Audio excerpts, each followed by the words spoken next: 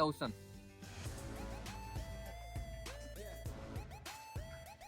இந்த பாக்ஸ்லாம் வந்திருக்கு.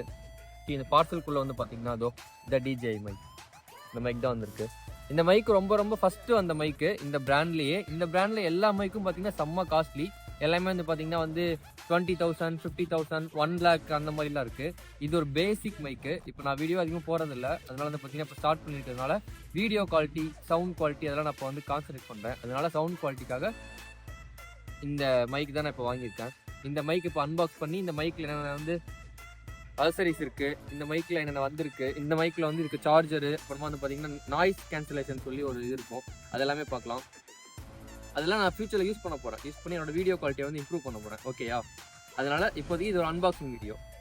ப்ரைஸ் சொல்லிட்டேன், 90 pounds கம்பேர்ட் டு இந்தியா மணி வந்து 9,000 rupees. இப்போ ஓப்பன் பண்ணி பார்க்க போகிறோம்.